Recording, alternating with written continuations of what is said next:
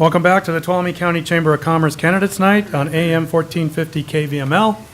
I am Michael Ayala, and to introduce, I need to slow down a little bit, to introduce our four-year TUD candidates, we'll go in order of seating, I hope I get this right. David Harris, businessman. David Axelrod, attorney, musician.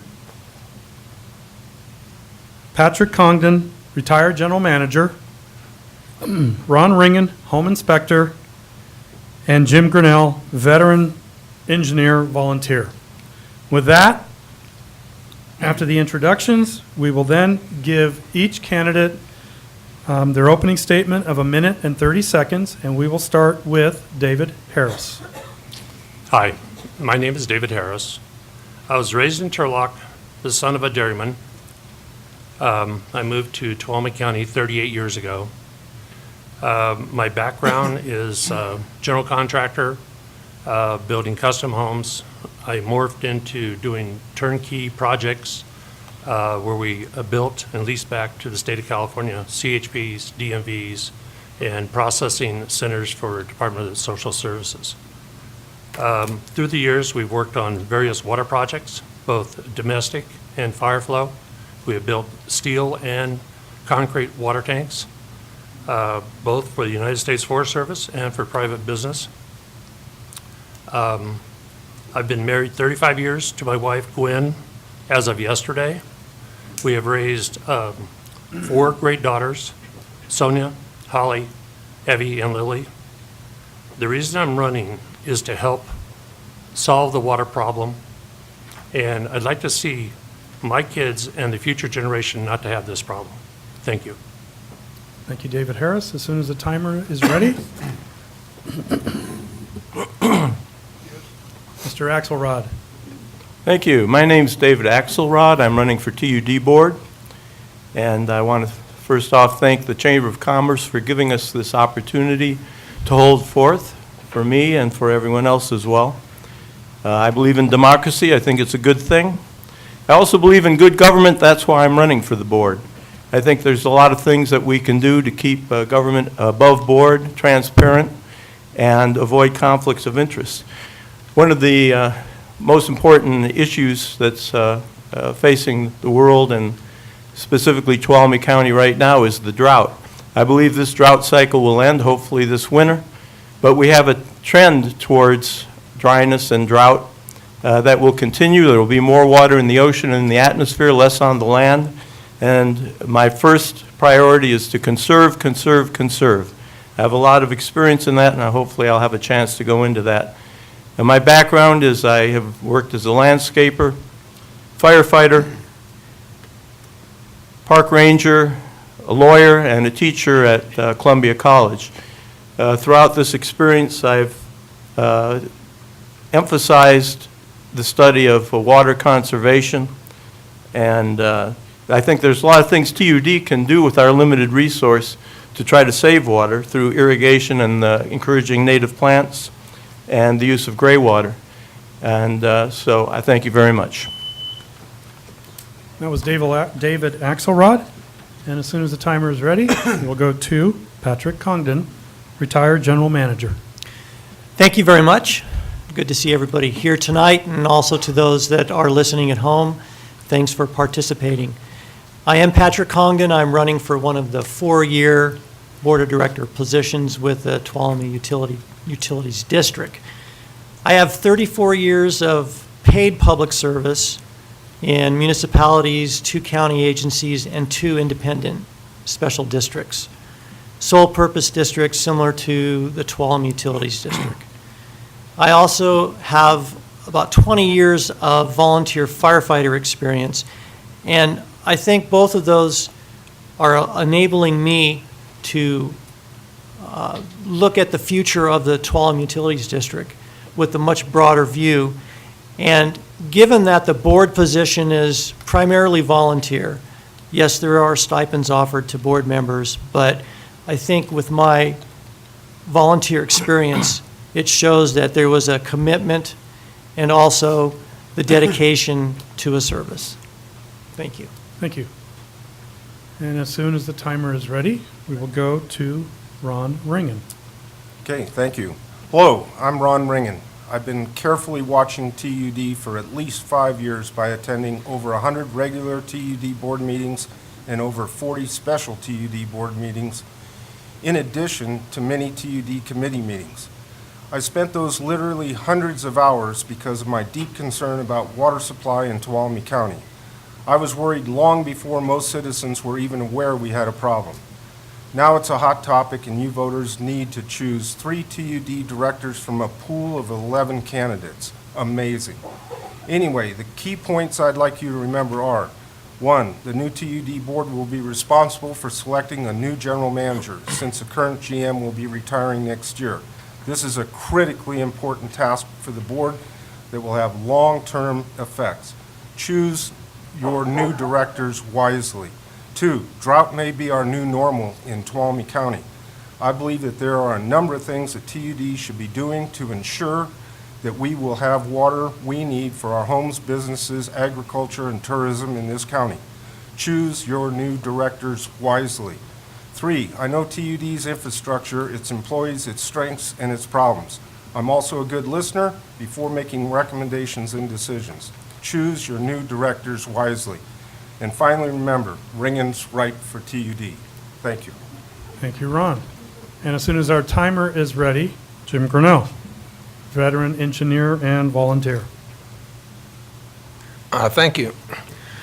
I was elected to the board 2 years ago, and unfortunately, a truck ran over my ankle and broke it, and I resigned because I really couldn't do the job that I was elected to do.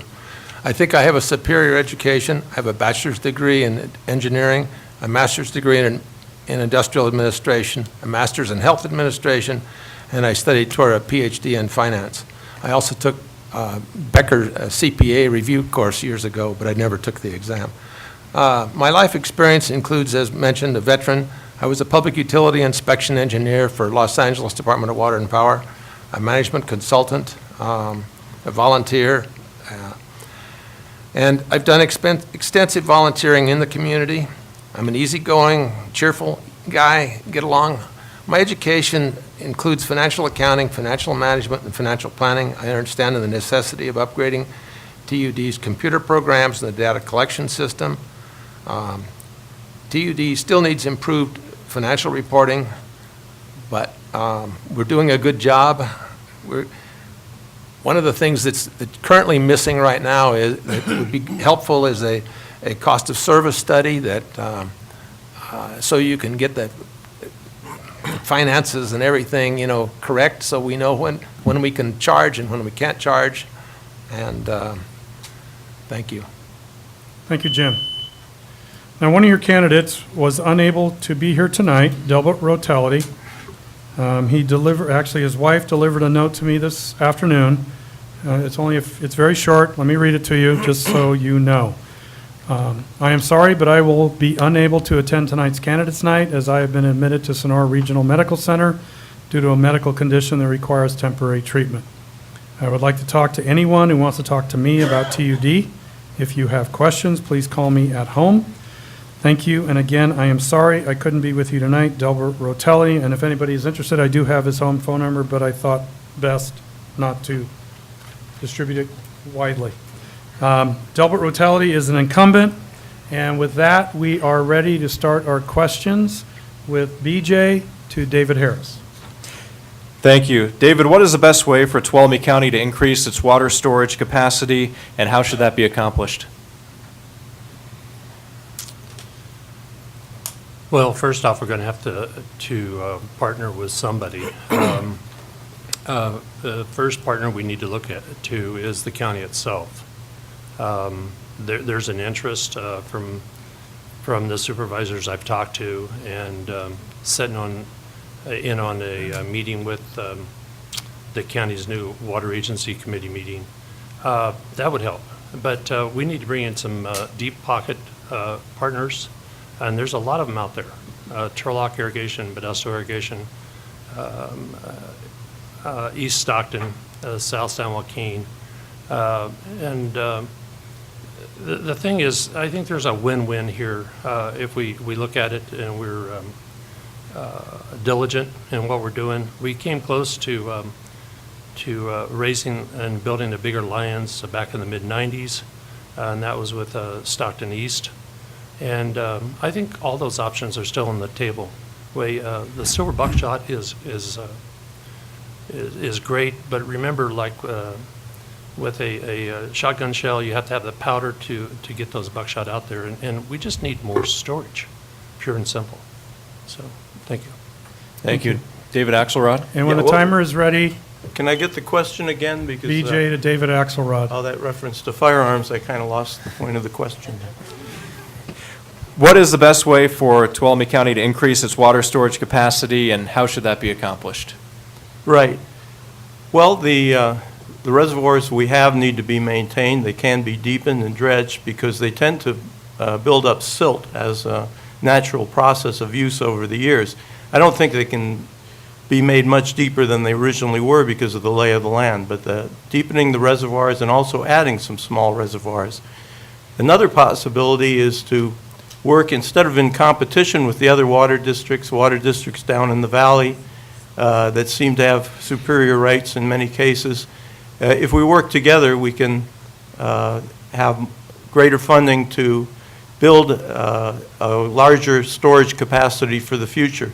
But basically, my main message is water is a limited resource, and we have to live within our means and have only sustainable growth that pays for itself as it goes. And when the timer is ready, BJ to Patrick Congdon.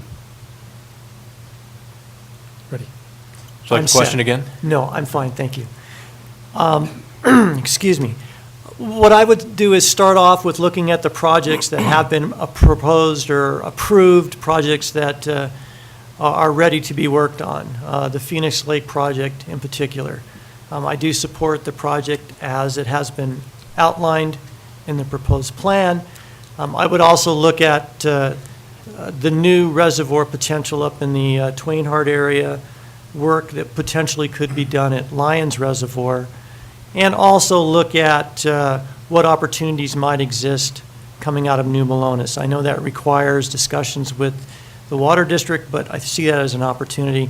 Something I would throw out is something that's being discussed statewide, which is groundwater storage. And granted, given our geological setting, it may not work in the upper regions of the county, but possibly in the low-lying areas to use groundwater as a potential storage site. Thank you. And as soon as the timer is ready, BJ to Ron Ringen. Ready. I would like to hear it again, please. What is the best way for Tuolumne County to increase its water storage capacity, and how would you like to see that accomplished? Okay, it's a great question. It's got many answers to it as far as I'm concerned. It's going to take, right now, there are already several proposals that are on the table that have already been discussed. The Phoenix Lake restoration, the new reservoir up behind Sierra Pines Golf Course, and then, of course, we have a multitude of areas that used to hold water along the ditch system that need to be re-identified and refurbed so that they will hold water once again. It's going to take a lot of out-of-the-box thinking and looking at everything. Thank you. And as soon as the timer is ready, BJ to Jim Grinnell. Question. I don't need the question repeated. Your question was the best way. And I had a very interesting chat yesterday with Gregory Oliver. Gregory was the former county council. Gregory is familiar with the New Melones agreement, and his comment to me was that we should reapply to the Bureau of Reclamation for the 75,000 acre feet of superior rights that we have. There was a recent court decision about 6 weeks ago. He called it the Fish decision. But that would be, I think, the best way. And the other ones that are smaller, a lot smaller project. But if we could get, and I'm not saying you can, okay, but if you could get access to that water, that would be one thing. But if you could get ownership of that 75,000 acre feet of water and value it at $500 an acre foot, you're talking about $37 million worth of water value. Thank you. Thank you, Ron. And Margaret Davis, when the timer is ready, to David Axelrod. First responder gets a minute and a half, subsequent get a minute.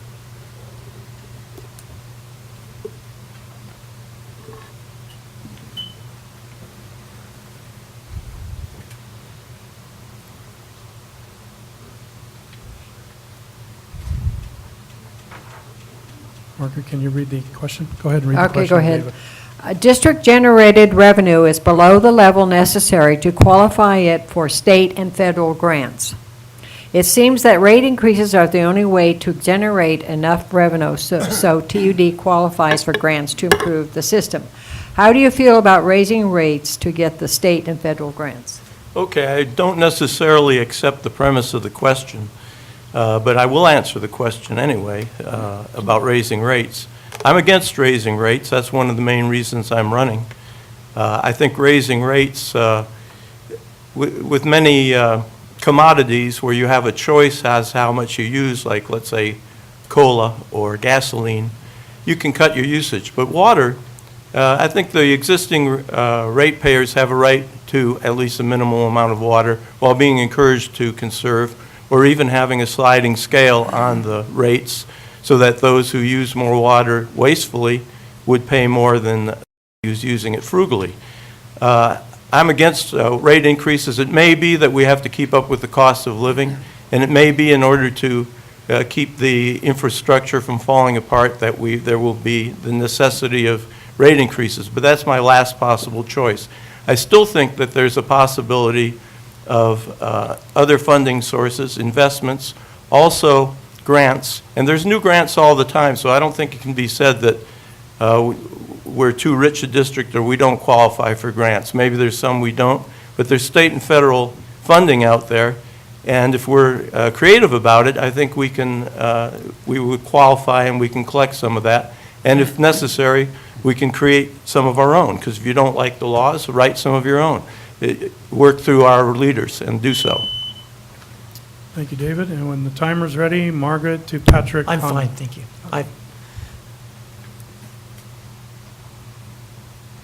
So I would like to start off by saying that I think there are many ways to look at increasing revenues, or at least going back and looking through the budget to see where we might make cuts. Now, I know the current board has done a very good job of looking at that budget, but one thing I would offer would be, and something I mentioned at last week's meeting, was the privatization of certain programs within the TUD. And I can hold a study in one hand that would say that it doesn't work. I can hold a study in another that does say it does work. And I think that you could potentially increase revenues that way by not spending as much. The issue of going out after bonds, I have been responsible for pursuing bonds in the past, pursuing grants, and although I don't know the specifics of what has been discussed tonight in relation to what TUD can't or can do, I know there are opportunities out there for districts of this size. Thank you, Patrick. When the timer is ready, Margaret to Ron. You need the question again? I think I would. Okay. Please.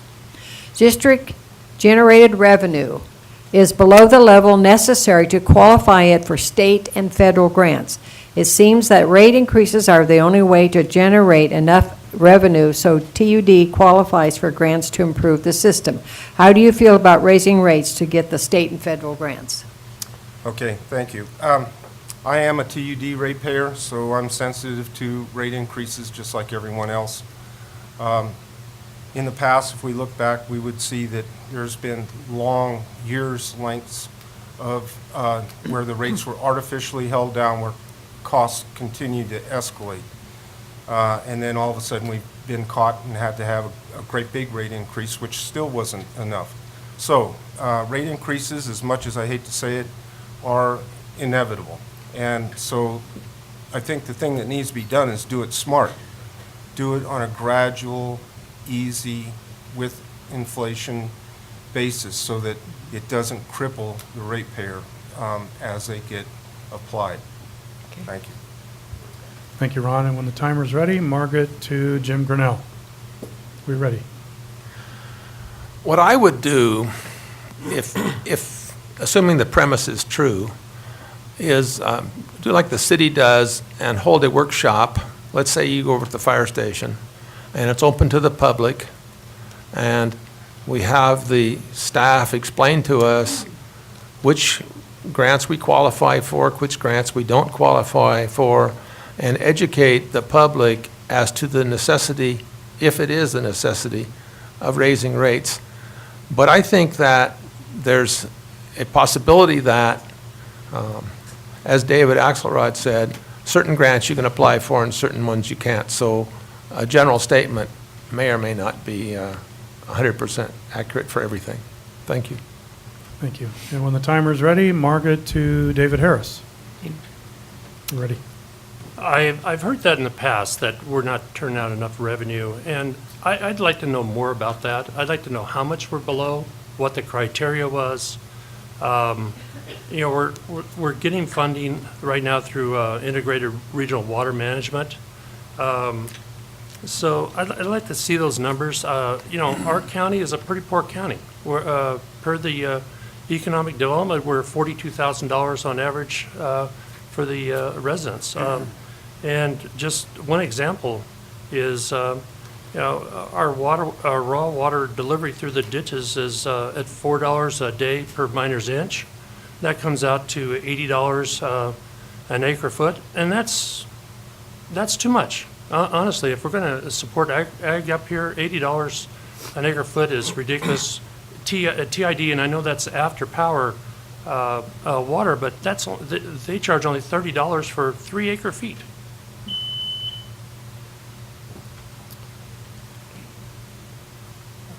Okay, Craig Cassidy, when you're ready, Craig. Okay.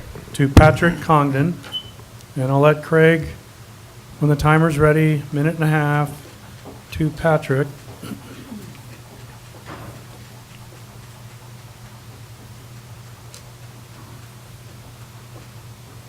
Okay, Craig. Very good. Okay. The TUD board in coming months will be hiring a new general manager. What will you look for in a candidate? Knowing that the board's position is to set policy and create a vision for the agency, what I would look for in a general manager would be one of providing guidance to staff, taking the vision of the board and conveying that to the staff of the Tuolumne Utilities District. And also one that could work cooperatively and collaboratively with the board and with agencies within the area. I think it's critical that a level of respect is shown towards the general manager by the board and vice versa, the general manager to the board of directors. I think that technical skills are important, but given some of the things that came out in the grand jury report based on performance evaluations, I've been there before, and in many cases that means that if it's an overburdened group of supervisors, there's internal issues that need to be dealt with, and that should be the job of the general manager.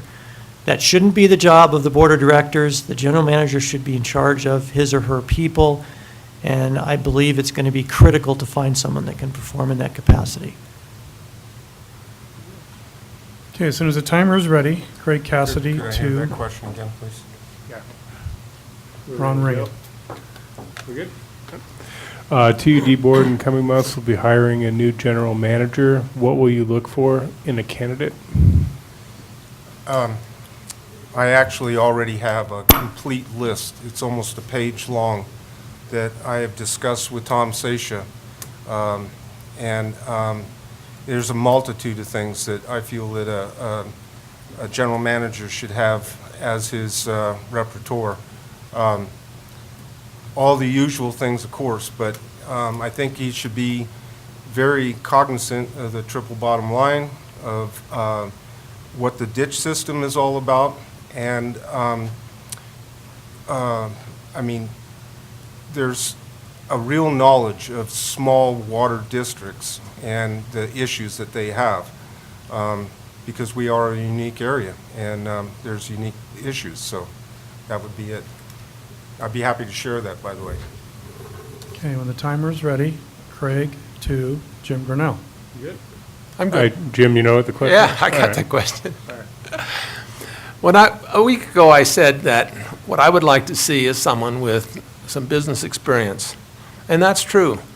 But I also recognize that it's necessary to fully understand the complexity of this system, okay? We've got an aging infrastructure, we've got corrosive soils.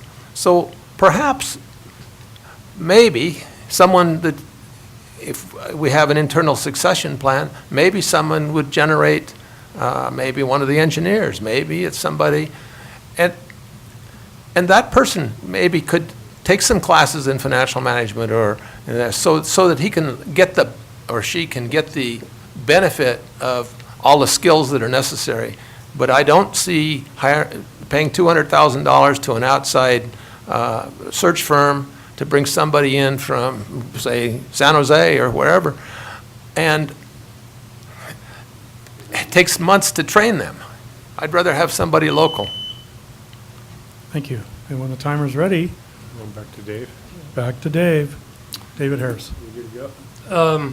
The person's got to be a good communicator, some business background, rounded. And I really would be looking for somebody that's looking to do a win-win situation, because that person's going to have to look to help us partner with somebody, and it's going to have to be where we're going to win, they're going to win.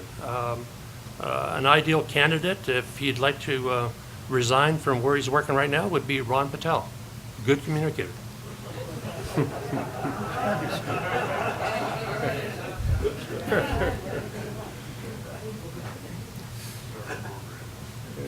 As soon as the timer's ready, Craig Good. Cassidy to David Dave? Axelrod.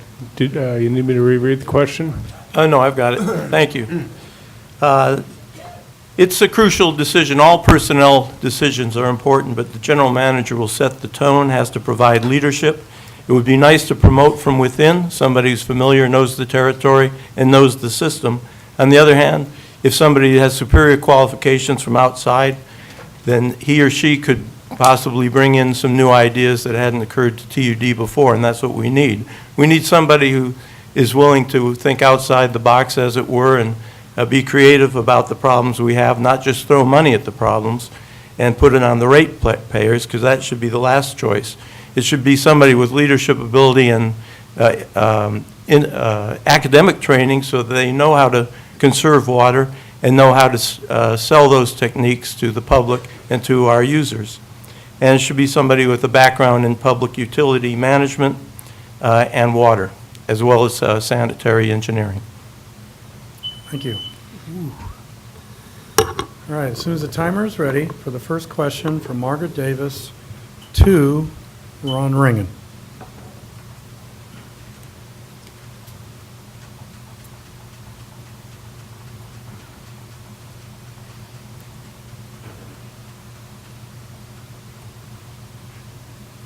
All right, this next question was asked for the two-year candidates too, because it was sent in to us, and I know it may be put on hold, but it may come back again. Water conservation is a major issue in Tuolumne County. What is your opinion of the property owner being required to pay the renter's water bill rather than a renter, who is ultimately the only one who can control their own water usage? Well, I am a landlord, and I was concerned about this when it first came up. I've looked at it in detail, and I can see both sides of the story. It's gone back to staff to rework it. So quite honestly, I'm going to reserve my decision on that until I see what they come back with, because right now we don't know what that new proposal is going to be that they're looking at. Okay. Jim? As soon as the timer's ready. We'll go from Margaret to Jim Grinnell. Well, first, there's nothing wrong with insisting that you have a guarantor. If you build the tenants, you could have the landlord as a guarantor. The landlord has the option of buying wholesale water, putting in additional meters so that they can recharge, they can charge to each of their customers as each of their tenants. So that's what's done in some of the mobile home parks. The landlord pays the bill and the tenants pay the landlord. So it isn't very difficult, and if you don't get paid, you file a lien. And if the property sells, you want to get paid. Do it legally. Thank you. Okay. As soon as the timer's ready, Margaret Davis to David Harris. We're ready. Thank you. You can't have conservation if you got somebody using and somebody else paying, period. There would be no conservation of electricity if the landlord was paying for that. I see it pretty simply. The tenant has to be responsible for their water use, and if they don't pay in a set period of time, TUD needs to cut the water off. I mean, the landlord has no ability to go in there and cut it off. So it's a pretty simple little question. Thank you. Thank you. And the timer is ready. Margaret to David Axelrod. Yes, I've heard that question, but I have a totally different response to it than what I've heard so far. I strongly object to TUD or any other public agency interfering with the landlord-tenant relationship. Whether the landlord pays or the tenant pays is something that's subject to negotiations, subject to a lease or rental agreement. And even small government like TUD should not be interfering in that relationship. I do think that there's reason to believe that I myself, I'm a homeowner in Tuolumne County, but I rent my office. I want to be able to meter my own usage, which I'm not able to do. It's lumped in with some others. And I think there's a very strong argument to be able to know what your usage is. On the other hand, the owner or landlord is responsible for the pipes and the plumbing, and that can go into water usage and wastage as well. So I think that knowledge is power, and we should know what our usage is. Thank you, David. And Patrick, do you need the question again? I do not, thank you. Patrick Congdon. I agree very much with what David has said. I think that when you're working out a rental agreement, that it should be left up to the tenant and the landlord to come up with that contractual agreement of who pays for water. There are many cases when that could be the opportunity for a landlord to get an exceptional tenant in by paying for the water. And I don't think it's really in the interest of TUD or any other water company to dictate what happens. As a member of the Odd Fellows here in town, we have 2 tenants, and we are responsible for the water as a landlord, but we're able to work out an agreement with those tenants as to how they pay for that service and what we get from that. I think that it really should be left up to the landlord and tenant to work out. Thank you. And as the timer gets set for our final question from BJ Hansen, KVML, to Mr. Grinnell. As soon as I get the green light from the timers. And we're ready. Thank you, Mr. Grinnell. If the state was to provide money to pipe the ditches, would you accept it? Yes, but I don't think you'll get enough money to pipe all the ditches, okay? So then you have to be selective as to which ones and where, and what size pipe, and what the responsibilities are. You know, TUD's got wholesale customers, retail customers, ditch customers, you got all kinds of, lots of different kinds of customers. And so you have to look at where the pipes are going for those particular customers. I mean, just in general, yeah, it's a probably good idea, but you know, there are some beneficial uses that, you know, some call it waste is making. I mean, you could do, let's say at the end of the Algerine ditch, okay, you could, there's a pond there on a property owner's, but maybe you'd pipe that to Don Pedro and receive a credit for the amount of additional water that you're giving them, because right now it's just going into the ground. Thank you. Okay, as soon as the timer's ready, BJ to David Harris. So the question again? Sure, If the state was to provide money to pipe the ditches, would you accept it? absolutely not. The state has just declared that they have some control over our well water, or total control over our well water. And they've just declared that we have a water-bearing rock formation, fractured rock. Leakage out of the ditches is ground recharge. And that helps with all the wells that's been put down out there. We also need to look at the ditches as a source of additional revenue in ecotourism. We're the home of one of the most sought-after visited places in the world, Yosemite National. And most of those tourists coming from San Francisco over head right by Chinese camp and don't come up here. And we need to divert them up here, see if we can get something else going. We have a tidal wave of Chinese headed this way as soon as we get our visas in order. Literally millions of visitors from outside this country, and we need to pull in some dollars from them. And as soon as the timer is ready, and I'm seeing yes, BJ to David Axelrod. Thank you. In general, I'm against piping the ditches. I think the ditches are part of our historical heritage in the TUD water system that we have. They also are part of a storage system. They store water, and they also charge the groundwater to some degree. They're also part of the natural ecosystem. So all these factors have to be considered. Now, maybe if we did a study on the ditches, or further studying on the ditches, we might find that there are ways that we could decrease some of the loss and leakage and evaporation, and maybe there is a ditch here or there that we could pipe. But in general, I'm against piping them. They've served agricultural and residential users, and I think it's part of a resource that we need to defend. We should determine what we do with the ditch system and then seek the funding, rather than have the state dictate what we need to do with the ditches without knowing the territory. Thank you. As soon as the timer's. Patrick, do you need the question again? I do not. Thank you. All right. If the state was willing to give TUD money to go in and pipe the ditch system, I would first question whether this was as a result of a request to them from TUD, or whether just out of the blue sky, they decided to offer up money. Usually when grant money is provided to an agency, there are stipulations that come along with that. That could be that TUD has to provide for recreational opportunity along the ditches. And as I understand it now, TUD doesn't own the areas. They have easement over areas, and actually they cannot provide for access on those ditches. Now, what I would do is look at, as TUD is doing now, look at those areas that most require attention in the form of piping.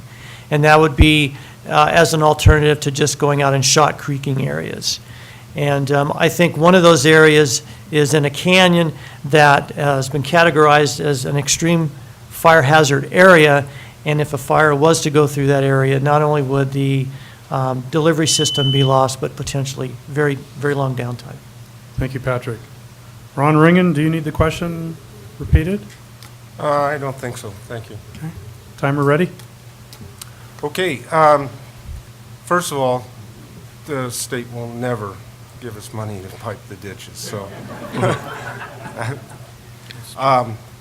But be that as it may, that is a community heirloom, and it's up for historical preservation. It has many, many uses. The ditches are owned by the property owners that it runs through, so I think that you would find that you would have a major uprising of the folks that have that ditch that runs through their property, because of the beauty that it adds to their property and the value that it would take away if it was to be piped. So that's sort of a non-starter in my mind. Thank you, Ron. Jim Grinnell, do you need the question repeated, or are you good to go when the timer's ready? Didn't I already? Did I missed it? Okay, thanks for reminding me. Everybody's been covered? All right, we got a little public service announcement. Video of this forum will also be available on Cable 8 YouTube channel in the next couple of days. Search for Tuolumne County Community Access Cable 8 on YouTube. And with that, it would be time for Closing statements, 2 minutes each by each candidate. We will start with David Harris. Thank you, Mr. Ayala. Thanks to the chamber for putting this on. Next year's board has got a really important job, and we got to hire a new general manager, and we can't fail. We got to bring in somebody that's good at the job, somebody that can meet the needs, can listen to the community, listen to our potential partners, and we need to solve this problem. There's a good chance this drought is going to continue based on the forecasts I see, and having 50% reductions in water, just don't get it. A lot of people moved up here to have some gardens and stuff, and they've sacrificed, and I'm not a big sacrificing person. Conserving is one thing, but gee, man, Christmas.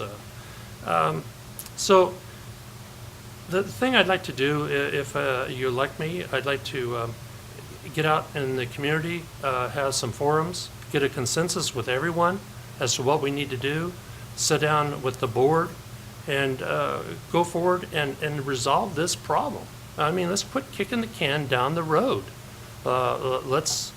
Let's get enough storage so that we're not out there scrimping and losing our front yards and worrying. Let's take control a little bit and get something done. Thank you. Thank you, David Harris. David Axelrod, as soon as the timer's ready, and you're getting the affirmative. Thank you, and again, I want to thank the Chamber for sponsoring this shindig. Certainly enjoyed it so far. I also wanted to say I've got flyers available on the back table, or you can get one from me giving my background, which I'll go into in any event. Before I go into my spiel, I want to say that I hope that Del Rotelli is okay and recovers. He's a nice guy, as we all are, and I miss the fact that he's not here.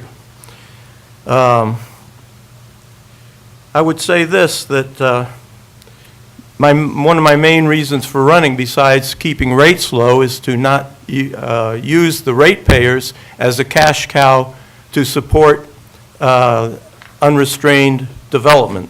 If development is called for, it should be sustainable, and it should pay its own way, as we all do. There shouldn't be any subsidies.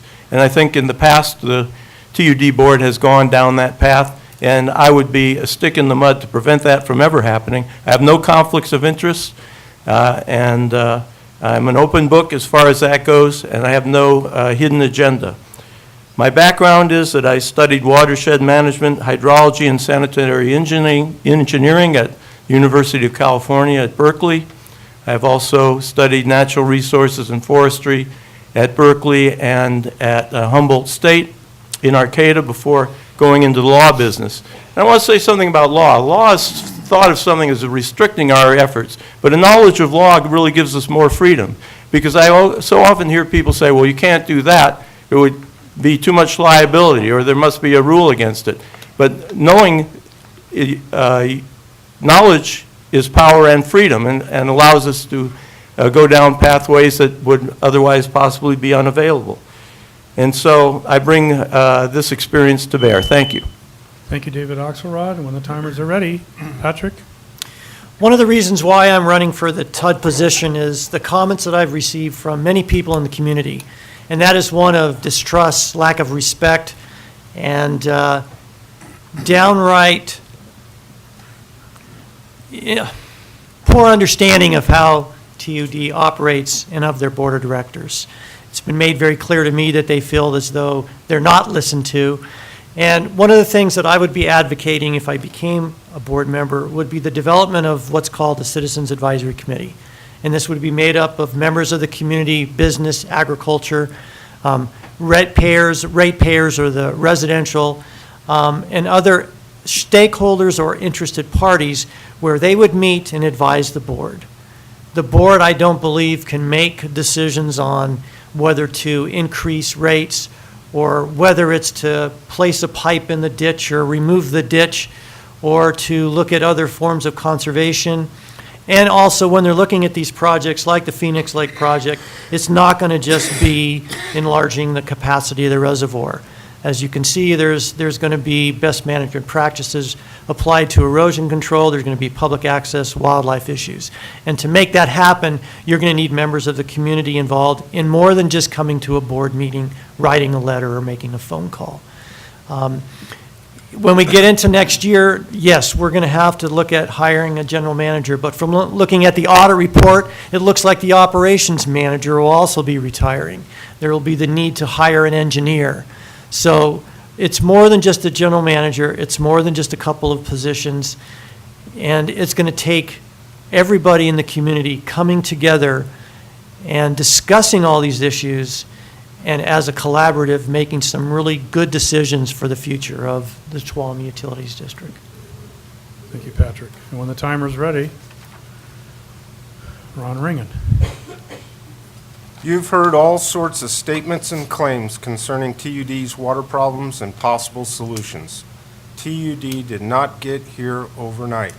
If solutions were so simple, they would have been done by now. How can a voter know what really is the truth when there are so many opinions expressed, one right after the other, some of which may have been conflicting?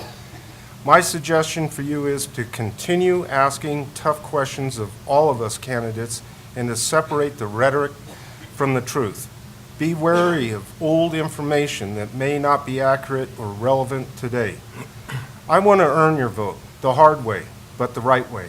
I invite you to contact me by telephone, email, or even better, in person, to ask me the questions. My due diligence and participation at TUD meetings is my commitment to you. The record shows that I have been asking for greater accountability, greater effort in securing water, and greater innovation in finding solutions today and for our county's future. I am up to speed and hard at work supporting TUD's efforts in providing our community a reliable source of water. That is my #1 priority, and I am asking that you support me now with your vote. Thank you. Remember, Ringen's right for TUD. Thank you, Ron. And when the timer is ready, Jim Grinnell. Jim? Sure. I hope you've seen my signs, and I hope they're red, white, and blue, say Grinnell TUD. I made those from scrap plywood. I painted them all myself. I cut the stencil out myself, and I'm a conservative guy. I pledge to serve the people. My mission is to be sure that the people get fair value for their money while treating the employees with respect and thanking them for their valuable service. I have the education, experience, time, and energy. My broken ankle is now healed, and I'm anxious to resume the job the district voters elected me to do 2 years ago. I enjoy a challenge. I particularly enjoy historical items. My great-great-grandmother lived in Tuolumne in the 1850s. She was married in Tuolumne County in 1857. I found an 1860 map of the ditch system at the archives, and many of the ditches are in the same location today. TUD is a public entity. This is the People's Water and Sewer Agency, serving approximately 14,000 water customers, 5,000 sewer customers. TUD has a great history and great employees and past employees. They built this. We've got to look for the future. I'd like to be a part of it. Thank you very much. Thank you, Ron. And Jim. Jim. So your candidates for the TUD for your seat are David Harris, businessman, David Axelrod, attorney-musician, Patrick Congdon, retired general manager, Ron Ringen, home inspector, and Jim Grinnell, veteran engineer and volunteer. So with that, I want to thank each of the candidates for participating tonight, and KVML 1450 AM, the Union Democrat, the Chamber's Board of Directors, and Government Affairs Council, who helped make this a successful candidates forum. The candidates you heard tonight are looking for your vote. You have heard what they have to say and how they responded to the various questions. We applaud all the candidates for giving of their time to seek public service and for helping make Tuolumne County a better place to live by improving our business climate and outlook for jobs. The most important thing is to exercise your right to vote. Today's issues make clear the importance of our representative form of government, and with that, the responsibility we all have to vote and elect candidates reflective of our values and the issues important to us. Please make sure to vote Tuesday, November 4th at the polling place unless you are planning to vote early by mail-in ballot. Thank you for being in our audience, for listening in on KVML 1450 AM. Remember to keep an eye out for local cable Channel 8's playback of tonight's Candidates Forum. And I've already announced the YouTube channel for Tuolumne County Community Awareness Cable 8. Have a good night as we wrap up another Tuolumne County Chamber Candidates Night. Thank you very much.